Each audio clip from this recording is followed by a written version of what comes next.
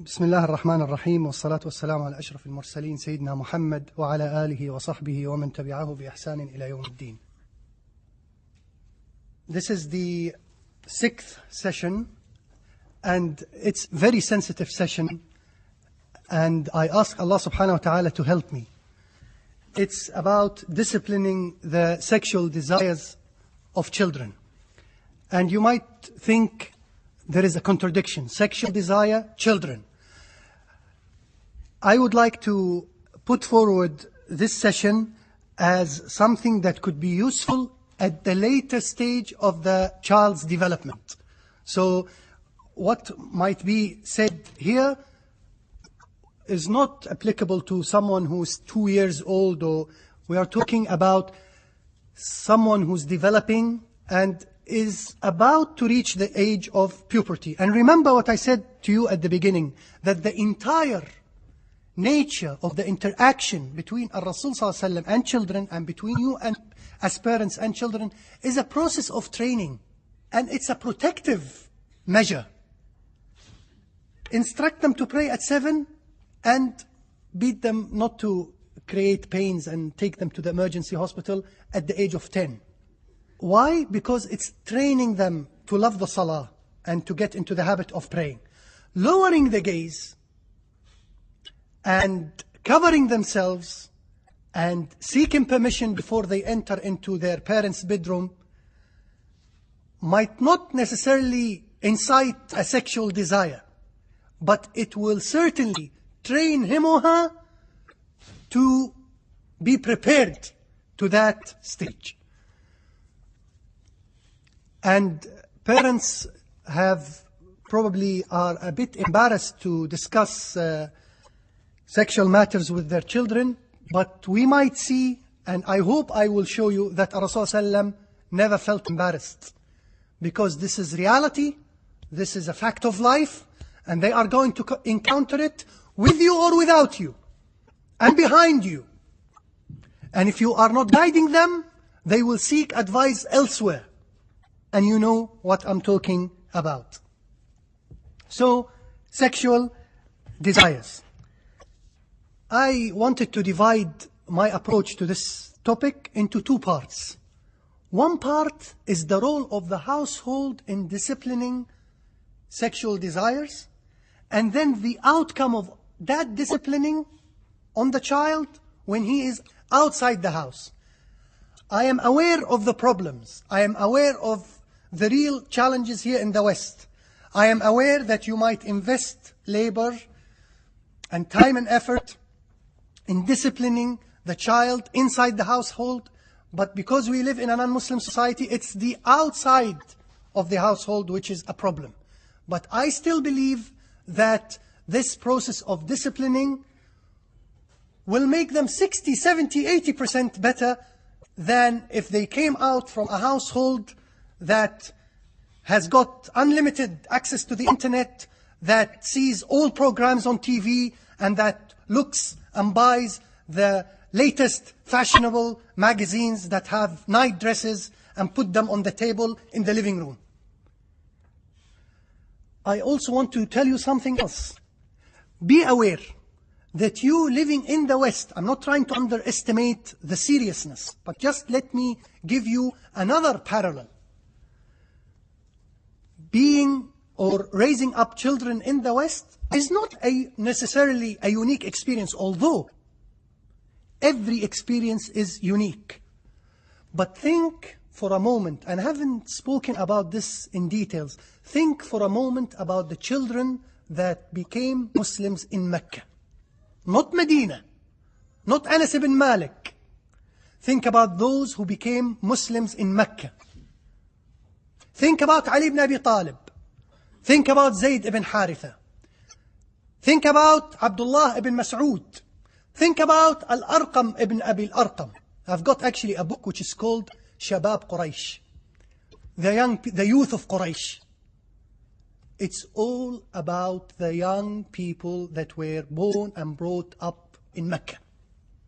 Not in Medina, where there was no mosque, where there was no Surah Al-Baqarah or Al-Ma'idah or Madani culture and legislation, but there was Islamic, Mecca culture of lowering the gaze, of protecting one's private parts, because the teacher and the master in that little room that was owned by Al-Arqam Abi Al-Arqam was sufficient to morally discipline those children and indeed those companions.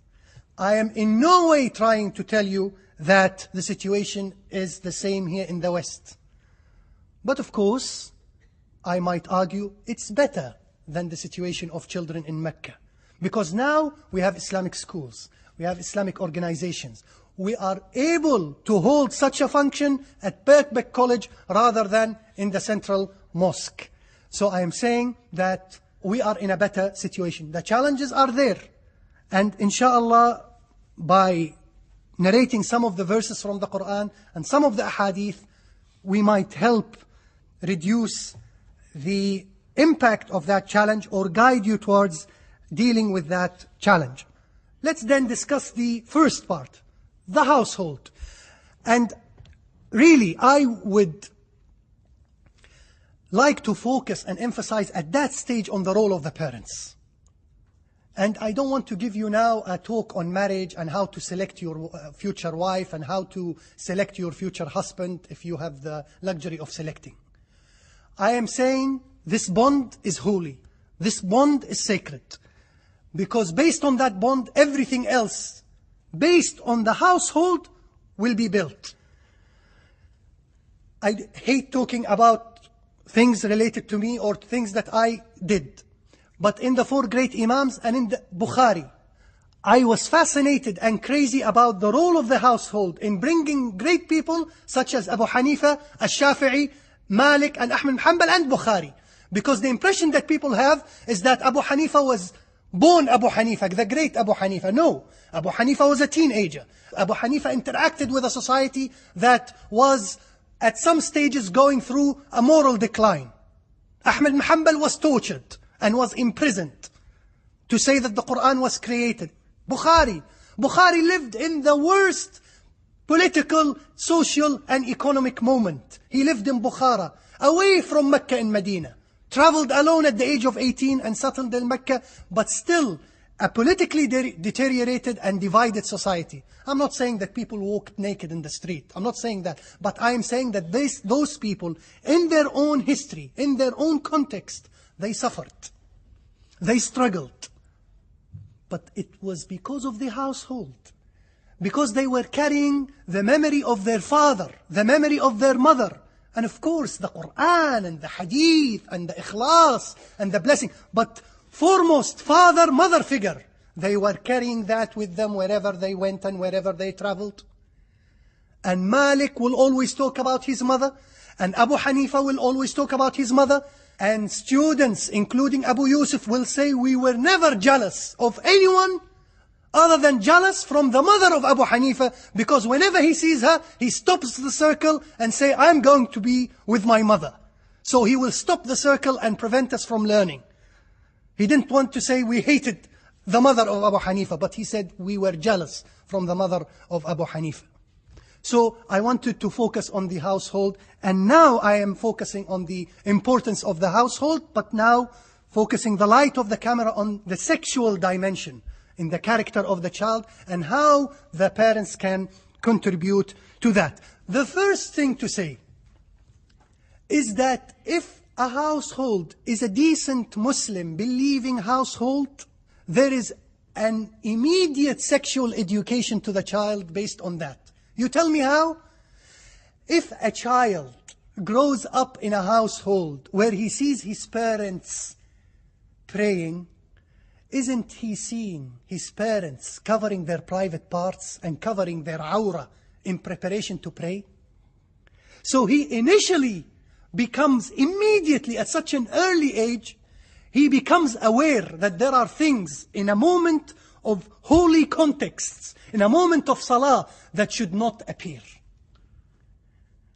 Imagine a child encountering the hijab through his mother inside the household, not outside the household where there are strangers. No, inside the household where there are no strangers, simply because his mother is going now to pray.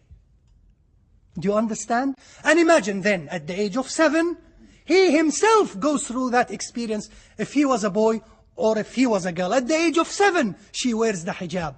We don't have to wait until she is 20. We don't have to wait until she is religious. We don't have to wait until she gets married. We don't. Why? Because since the age of 7, she has this friendly relationship with the hijab. Isn't this sexual education? Talking about sexual education, sexual education. What is sexual education? Condoms and stuff like, I'm sorry to say this. No! Sexual education is to know that I have parts in my body that should not show, not in public, because as you can tell now, all the underwears are becoming public. There is no underwear now. And again, sorry, the fashion now is that everyone is walking the street showing the brand of his underwear. What's this? Where is the under now? It's not under anymore. The child grows up in a household that respects private parts, that respects the concept of awra. So that's number one. Wallahi, brothers and sisters, this is how the blocks now, I can see the building growing, and I can see the blocks cementing each other and pushing and supporting, and the building is stronger. I can see now the block of ibadah helping the block of sexual desires. I can see the block of iman and aqidah that Allah is watching me, helping the block of lowering the gaze. I can see now the building growing up, and I can see now the puzzle being completed in the mind and heart of the children. Number one, the salah and its role in educating the child sexually. Have you ever thought about salah like this? Well, this is a dimension to think about. Within now the household, salah plays another role, a fascinating role. Salah, in fact, organizes my encounter to see my mother and father in the bedroom. Number one, I have to seek permission and knock on the door, and cannot just enter into the bedroom at any time. Or rather, and look at how Islam, how Allah subhanahu wa ta'ala deals with the children. Before the age of puberty, Allah subhanahu wa ta'ala knows that the child is walking and wandering and running, and it would be extremely difficult for the child to be restricted. So 3 times only is enough. You remember how Allah dealt with the alcoholics, how Allah dealt with them by saying, drink, but before the salah refrain. Again, you know what is this telling you? It's telling you that dealing with human beings is a very difficult endeavor, and that things has to be taken slowly and gradually. And someone who is below the age of puberty has to be trained. You see the training now? 3 times, but after the age of puberty, he has to knock 24 hours. All the time, anytime. But the fascinating thing is that what is the nature of these 3 times? They are linked with the salah. They are linked with the salah. Allah subhanahu wa ta'ala says in the Quran, يَا أَيُّهَا الَّذِينَ آمَنُوا لِيَسْتَأْذِنْكُمُ الَّذِينَ مَلَكَتْ أَيْمَانُكُمْ, until the rest of the surah, in Surah An-Nur. And we will discuss Surah An-Nur in that session. O you who believe, let your legal slaves and slave girls and those among you who have not come to the age of puberty ask your permission before they come to your presence on 3 occasions. The essence of these occasions are linked with the salah.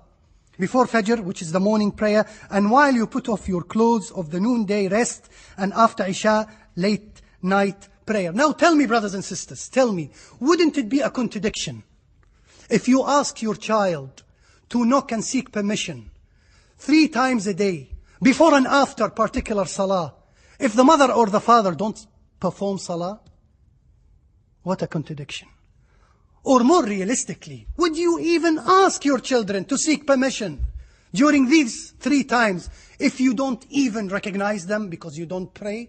That's why I said to you from the beginning that I am expecting the household and the parents to have reached a certain level for all these disciplining procedures to occur. And if the parents are not aware of the overarching framework, then these procedures will not exist anyway. Now, think about the bedroom. Think about why Allah does not want the child to go to the bedroom. Because he will see things that might not be. Now, if you understand the bedroom to be a physical location, I think you are missing the point. It is what happens in the bedroom Is that right? Do you agree with me? I'm taking you now step by step. What if I respect the culture of what is happening in the bedroom and indeed ask permission, or ask the children to ask permission to come and knock before they enter into the bedroom?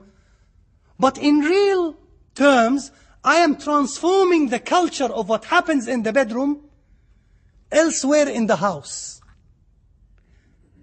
Do you want me to give you examples or make it more explicit? What if I am asking the child to seek permission so that they avoid seeing indecencies, for example, in the bedroom, but I allow them to see indecencies in the very magazine that is on the table, or in the very program that they are watching in TV?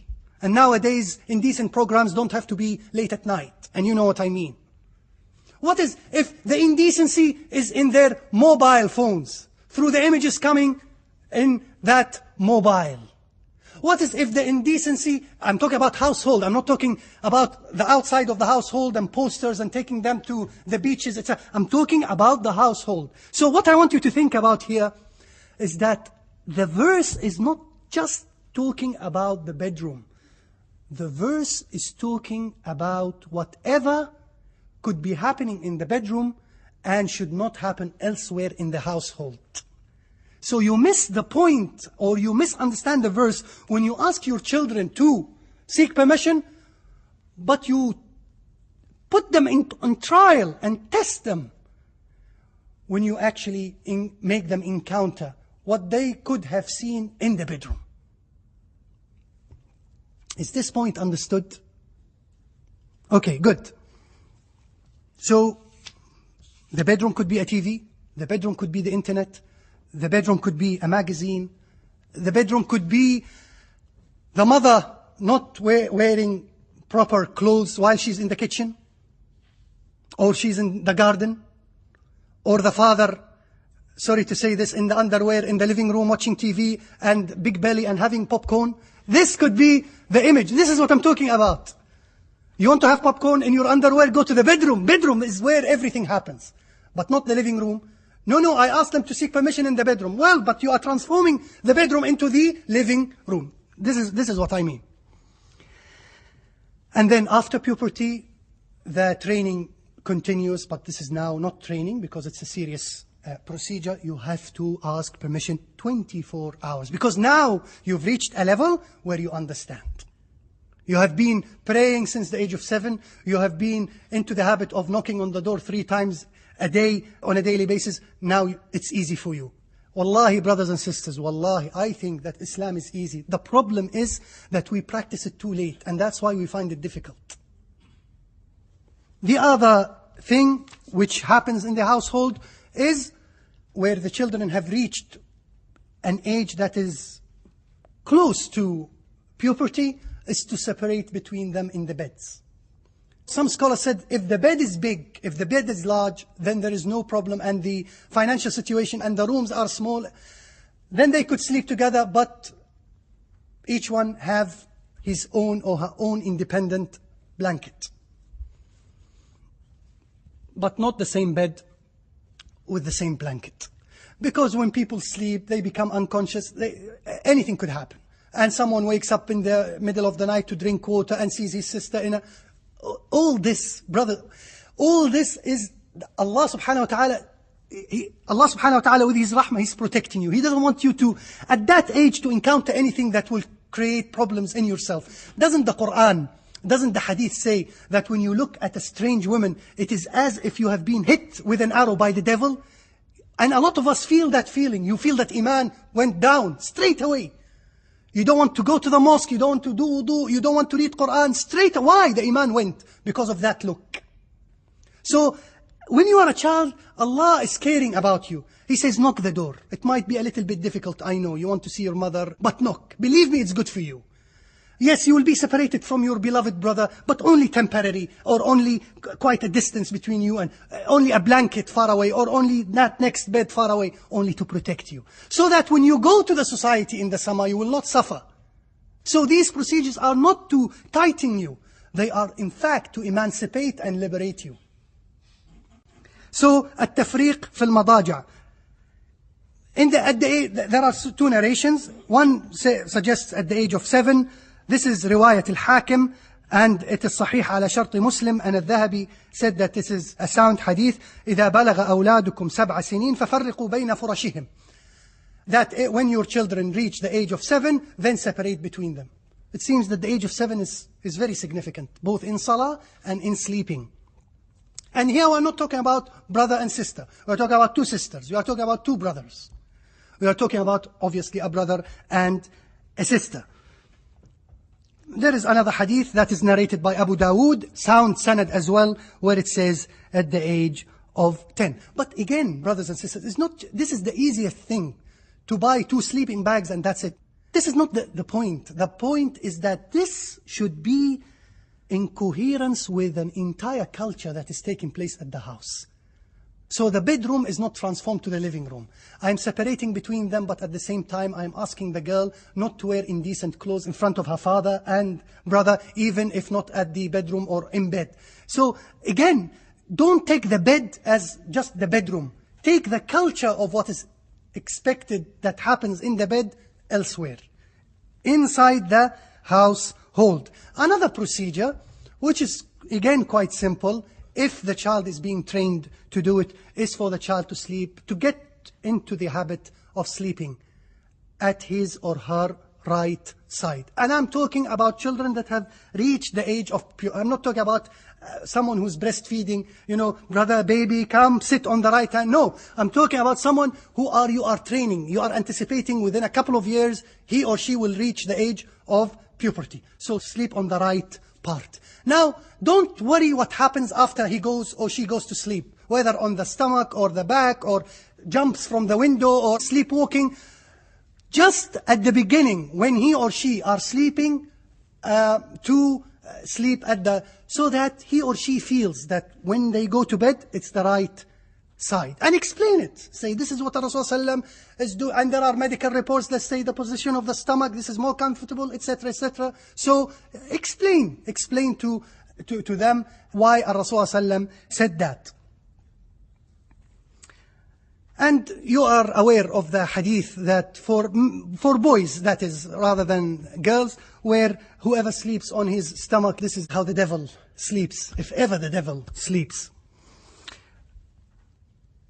And nothing is wrong, probably at a later stage. There is a problem, of course, if the parents themselves don't do that, but nothing is wrong with teaching the children Adhkar al-Nawm, the dua of sleeping before going to sleep. Or just Bismillah ar-Rahman ar-Rahim. And there are certain du'as or some verses from the Quran that Rasulullah used to read before going to sleep. قُلْ هُوَ اللَّهُ أَحَدٌ. So that the child looks at everything, linking him or her to Allah subhanahu wa ta'ala or to the dua. And don't think that the du'as are difficult. They are not difficult. If they are repeated, I'm talking about my daughter, 3 years old, she was knowing the Adhkar al-Nawm, dua al-Nawm. In fact, I don't know some of the dua or sometimes forget. She reminds me. She actually, I tell her, because they are like parrots. They have an incredible ability to absorb. And in the same way that they can memorize good things, they can easily memorize bad things. So if you insult one day or swear at your wife, they might internalize it and after a month do it for you. It's here in the memory, but it's coming at the right moment. Okay, so this is what is happening in the household. What is happening in the household that I am seeking permission? What's happening in the household first is that I am aware that there are private parts that should not show and privacy, and that during Salah these things should be covered. Number 1. Number 2, I am aware that I should be asking for permission and knocking on the doors in times that are linked with Salah. Number 3, I sleep in the same bedroom perhaps with my sister or with my brother, but in a different bed or a different blanket. And I try, when I sleep, to sleep on my right side and say, if possible, if I could, the adhkar or the du'as or the prayers of sleeping. This is the household. That's it. That's your mission. Of course, the boy or the girl is seeing you pray, talk nicely to your wife, etc. I'm not going to talk about, I'm just talking about these procedures in relation to the sexual. Now he goes to the outside and watches a big poster of someone who's wearing I don't know what. It's unfortunate. I know that. But think about a child that have been trained in the household to respect privacy. Doesn't it then become easy for him or her, when he or she sees an image of indecency, to lower the gaze? I know that this does not happen always, and certainly does not happen in our cases where not a lot of us are brought up in a religious way.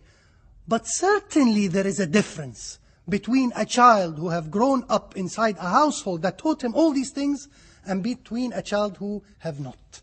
Would you agree with me? But even then, when he or she looks, what is your role? Did teenagers at the time of Rasulullah used to look at girls? Yes. Out of admiration? Yes. This hadith is narrated in many narrations. And the hero of that hadith is actually the brother of Abdullah ibn Abbas, who is called Al-Fadl ibn Abbas. Al-Fadl is the brother of Abdullah ibn Abbas, and he is related to Rasulullah. When you hear the word Abbas, it's the uncle of Rasulullah. But not only that. When you hear the word Abbas, it's the relative of Rasulullah. But not only that. Anyone who is related to Rasulullah, anyone who is a Hashemite, was good looking, was handsome. So Al-Fadl was handsome. Abdullah ibn Abbas was handsome. Rasulullah, you know it. You said it. You thought about it. So Al-Fadl ibn Abbas is a young boy. And this hadith is narrated by Abdullah ibn Abbas, his brother. And look, when the brother narrates about his brother, that my brother is naughty. Abdullah ibn Abbas said, كان الفضل رديف النبي صلى الله عليه وسلم. Al-Fadl, the hadith is narrated in many ways, but just let me tell you the essence of the hadith. Al-Fadl ibn Abbas was with Rasul sallam at the back of the camel or the mule. Can you imagine Rasul sallam taking many children at the back of...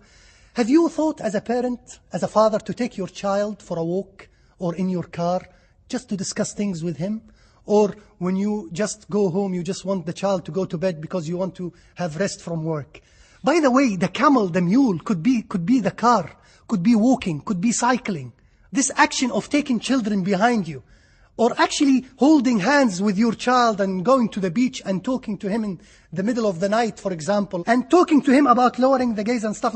What's wrong with that? Rather than you and him watching TV in the living room. So, Al-Fadl, Abdullah ibn Abbas says, Al-Fadl was behind Al-Rasul sallallahu alaihi wasallam, sitting with him on the camel or the mule. And a girl came. Now the girl was showing her face. And the girl came to ask a question to Al-Rasul sallallahu alaihi wasallam about Hajj. If you want the question? Are you interested? Well, basically, my father is quite old. Can I do Hajj on behalf of him? That's the question. Don't tell me what's the answer, because now we'll go into fiqh. But while she's asking the question, she's noticing that there is a beautiful boy sitting at the back of Rasul sallallahu alaihi wasallam. So, and you know some sisters, Ya Rasulullah, and she's talking to Rasul. What, subhanallah, can you afford to look elsewhere? But subhanallah, I don't think that they were aware of the luxury and the beauty and the honor of talking to Rasulullah. They are not aware that one day youngsters like us or like you will be in Backpack College fantasizing about them. So she's looking at, and which shows to me, and sorry to say it so bluntly, the strength of sexual desire. So even when the Prophet ﷺ is there, you look at boys. And we, boys, even when Rasulullah are sitting in front of you, you look at girls. Because they were actually mutually looking at each other. But of course, as a girl, she was looking at the other side, and probably, I don't know, playing with her hair or something, and looking shy, etc. But the boy was looking straight into the eyes. And subhanallah, Rasulullah was not busy asking about such a simple question to do with Hajj, but he was looking around, keeping an eye on Al-Fadl ibn Abbas, and always trying to turn his face the other way. I don't know, Al-Fadl might have been looking at camels or from a girl to camel. So he's turning, and the hadith in the various narrations say that he turned his face once and he started looking again. And he's turned his face twice and started looking again. And turned it 3 times. And Rasul ﷺ turned it again. And Al-Fadl said, I continued to look despite this turning. And Rasul ﷺ was fed up and he left me. But he did not leave him in silence. He said to him, Ibn Akhi, the son of my brother. And when Rasul ﷺ advises, he has to give you these beautiful words. Oh my beloved, oh young boy, Ibn Akhi, I love you. In fact, he, in one hadith with Sa'd ibn Abi Waqqas, he says, Wallahi ya Sa'd inni uhibbuk. Wallahi Sa'd, I love you. Can you say to someone today, I love you, a brother? He will look at you like this and say, keep away from me. The word love has been so contaminated. I like you. What? I fancy you? No, I don't think you. I like you. Okay, that's enough. Okay, brother, I like you too. Thank you very much. Just send me a checkbook or something. But here, wallahi, by Allah ya Sa'd, I love you. Is this the point, ya Rasulullah? No, I want to give you an advice. But first of all, building the bridge. So, Ibn Akhi, he's talking to Al-Fadl now. Ibn Akhi, inna hadha yawmun. Look at how now he deals with the situation. إن هذا يوم من غض فيه بصره وحفظ فرجه ولسانه غفر له. Oh my boy, oh the son of my brother, this is a day. This day, by the way, was a day of Hajj. Rasulullah, hence the question, relation to Hajj. Rasulullah was in fact close to the Kaaba. And subhanallah, it shows what? Do you know what it shows other than that? It shows not that even with the presence of the Prophet ﷺ in Hajj, you will continue to look at girls. Subhanallah. What about if you are in Leicester Square? So, here, he says to him, Al-Rasul ﷺ, this is a day. This is a special day. Whoever lowers his gaze and whoever protects his private part and his tongue, which has nothing to do with girls, but probably yes, why not in the future? Shall we meet at 5 o'clock? The tongue now begins to غُفِرَ لَهُ. Allah will forgive him. Actually, what is fascinating in this hadith is that Rasul ﷺ wasn't harsh on the boy. Number one, because this is a process of training. Number two, he didn't leave him because he's underage or anything like this. He had to say a few words. Number three, he spoke about private parts, while the boy was just looking, perhaps out of admiration. Nothing to do with the private part. But what Rasulullah was doing, training him to look seriously at looking at girls. To look seriously meaning to the serious consequences that will be based on looking at girls. Because there is a link between looking and the private parts. Isn't this sexual education? Isn't this sex education that they are talking about? Here they educate you, yes, do sleep with the girl but don't get her pregnant. Or underage pregnancy. No!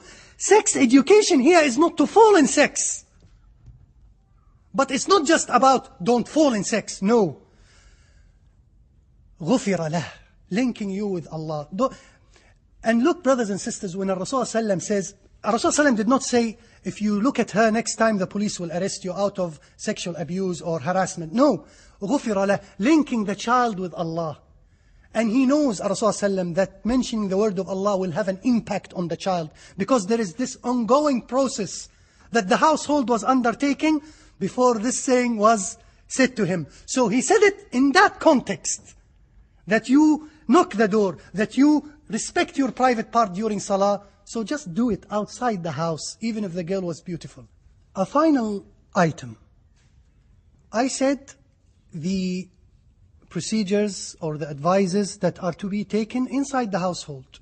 And I talked about the importance of lowering the gaze and the serious consequences based on not doing that outside the household. Let me just now link the two together with a general advice, a third procedure that the household, i.e. the parents, could undertake as well, that is related to both what happens inside the household and what happens outside. And that is very simple procedure, but again presumes that the parents themselves are educated about that procedure. And this procedure is about explaining to the child Surah An-Nur, the chapter of An-Nur. And I would urge mothers, fathers, but particularly mothers, because in fact there is a saying of Umar ibn al-Khattab, and this is a saying, this is not a hadith, take it or leave it, where he says, teach your girls to sew and to memorize Surah An-Nur. Because if you look at Surah An-Nur, it's all about social ethics, social manners, particularly in relation to the sexual dimension. And to understand why, you have to understand the context of that chapter and why it was revealed. And I would take this chapter to be one element contributing to the sex education of the prophetic society. When an entire chapter is concerned with the relationship between men and women, and Rasulullah is reading these chapters to the community that has children inside it, what more of education do you want? Don't think that Islam hid things from children. Don't think that Islam is waiting for the child to grow up to understand through experience. No.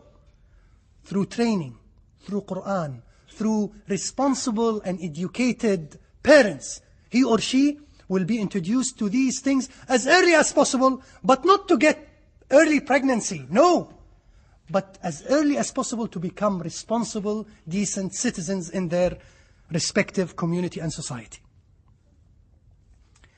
Surah An-Nur was a chapter that was revealed for a rumor that Aisha radiallahu anha committed adultery. And the rumor is serious because this is the wife of Rasul sallallahu alaihi wasallam. And again, imagine, brothers and sisters, just imagine. Aisha radiallahu anha was a young girl at that time. And Rasul sallallahu alaihi wasallam was quite old at that time. And imagine how the munafiqeen would find it a very easy target to accuse a girl in her honor. Have you thought about it like this? Think about the age difference between the two. Think about the boys that were in the community and in the society, including Safwan ibn al-Mu'attal, whom they accused of doing that sin with her. And the rumor spread itself in the community, so much so that companions fell into the trap and participated in talking ill of Aisha radiallahu anha. And Aisha was devastated during that period, so much so that she asked for the first time to leave the house of Rasulullah and go and stay with her parents, Abu Bakr as-Siddiq and her mother. It was a very serious situation. It was a very dark situation that only wanted and demanded the nur of Allah to come and shed light everywhere. Hence, it was called Surah An-Nur. What was that nur? It was the Quran, with all its social advices that will bring light into the darkness. In Surah An-Nur, the immediate verse that came, you might think was a bit harsh. الزانية والزاني فاجلدوا كل واحدة منهما 100 جلدة. The woman and the man guilty of illegal sexual intercourse, flog each of them with 100 stripes. This, when the chapter begins with that, it's you might think this is a very harsh beginning. The beginning might have been, don't attack the honor of girls, don't abuse the innocent, etc., etc. But why did it begin with that? It began with that because Allah subhanahu wa ta'ala wanted to put the ceiling first. and say, this is your limit. If you exceed the limit, you will be punished. But before you are forced to go to that limit, I'm going to protect you from the outset. And therefore, the entire chapter are talking about protective measures. Protective measures that will never lead you to commit adultery. What are these protective measures? First of all, the entire chapter, and that's why I'm saying children should be taught this chapter. It's about the protective measures. It talks about seeking permission before you go to the bedroom. What's this has to do with fornication and adultery? Well, training. Number 2, it's talking about getting your youngsters married as early as possible. وَأَنْكِحُوا الْأَيَامَ مِنْكُمْ وَالصَّالِحِينَ مِنْ عِبَادِكُمْ وَإِمَائِكُمْ. And marry those among you who are single, and the salihun, the pious, of your slaves and maid servants. If they are poor, Allah is all sufficient for His creatures. So at the beginning, seek permission. Then if you can afford, when you reach the age of puberty, to get married, get married. And then there are verses that talks about lowering the gaze. Say to the believing men that they should lower their gaze and guard their private parts. That is purer for them. Surely Allah is aware of what they do. And say to the believing women that they should lower their gaze and guard their private parts. This is a third procedure. A fourth procedure you will notice in the surah, there is hijab, talking about hijab and the importance of wearing hijab. The fifth or sixth procedure is not to speak ill of anyone's honor based on the lack of evidence. And you know, sometimes I feel we do that. Now there is a culture here in this country of following celebrity scandals. Hello Magazine is nothing but following the actor and the actresses when they go to the beach. Scandals, intruding their privacy. The society here don't speak to strangers. We are told that this is a cold society, but they are hungry for scandals. They are hungry for royal news. They are hungry to intrude any private house on a level of a photo or gossip in the sun. Allah subhanahu wa ta'ala prevented all that culture based on that incident of Aisha radiallahu anha. If you don't know what has happened or you have no evidence, then, excuse me to say it, shut your mouth. Sometimes you see sisters talking about boys. And sometimes you see brothers talking about girls. This is all targeted and addressed inside this chapter.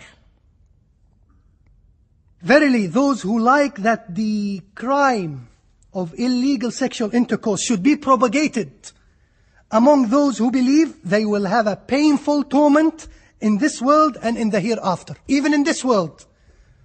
And Allah knows and you know not. Allah knows the consequences of you talking and gossiping and chatting in messengers, in the internet, sending photos, looking at images, talking among yourselves and gossiping about things that can lead to talk about honors of people. All this is haram. Verily those who accuse chaste women, and I would say chaste men as well, who never even think of anything touching their chastity, and are good believers, talking about Aisha and any decent women, are cursed in this life and in the hereafter, and for them will be a great torment. This is another procedure. So, when you are asked to lower your gaze and wear the hijab, and do not speak ill of anyone unless you produce 4 evidences, otherwise you will be lashed 80 times. Are you serious? Yes. Do you know, and brothers and sisters, I want to dramatize this a little bit. Do you know that Umar ibn al-Khattab, when he was Khalifat al-Mu'mineen, he saw a zina crime taking place? He saw it and he heard it. And he went back and said to Ali ibn Abi Talib, I'm going to lash them. This girl and this boy. He saw the boy. He saw the girl. He heard them. Subhanallah, where were they? In the street or in the market? He saw them. Ali ibn Abi Talib said, Ya Amir al-Mu'mineen, you can't do that.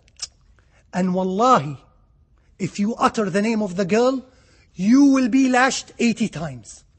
You know why? Because he needs 3 witnesses. Him, yes, I know, I respect you, O Umar, but you are one. As a number, you are one. Yes, but I am Umar. I am the one that Rasul ﷺ said, if there was to be a messenger after me, it's Umar.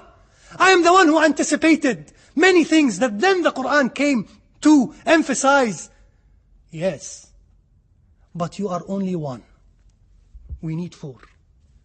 And he did not utter the name of the girl, and the girl was left, and no one knew her till that day. And Umar might have seen her many times in the market, and she will say, Assalamu alaikum ya Amir al-Mu'mineen, and he cannot touch her, but say, Wa alaikum assalam wa rahmatullahi wa barakatuh. Can you imagine that?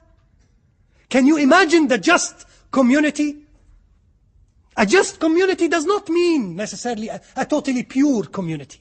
No, there is adultery taking, there is fornication taking, there is a girl watching a boy and a boy watching a girl and Rasulullah shaking the hand, and there is in fact a girl sleeping at that moment with a boy in that community, witnessed by Umar al-Khattab. But no one in either case was lashed.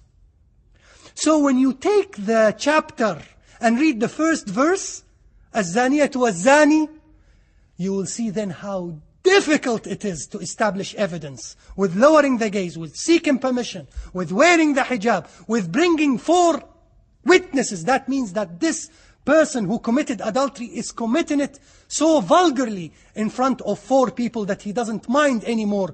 This person has been given the permission to get married, and the society has been encouraged to get him married, yet he is challenging the feelings and the norms and the values of this society and going in front of everyone and committing adultery and fornication.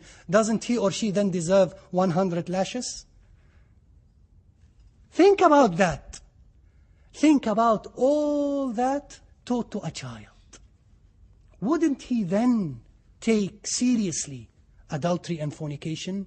Wouldn't he then take seriously when he goes to school and he watches his other boys looking at pornographic magazines? He will not participate in that. Or when he is talking to his friend about going out in the night to meet this girl or to dance with that girl, he will not even listen to the gossip that is taking place.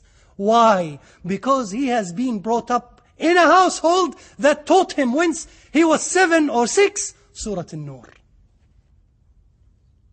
This is fascinating. This is amazing. This is the children that we are talking about. Not children that knows everything about girls and they boast and they are proud that they know everything about girls through the internet or through DVDs or now recently PlayStations. No. He is aware of sexual desires. He's aware of sex. He's aware of all these things. But he is aware that these are desires. They have to be disciplined. They have to be properly challenged, not suppressed. And asking that Allah one day will get him married to a decent girl that will fulfill all these things that are natural and breed him children that are his concern most. The children and the offspring. أقول قولي هذا وأستغفر الله لي ولكم فاستغفروه إنه الغفور الرحيم.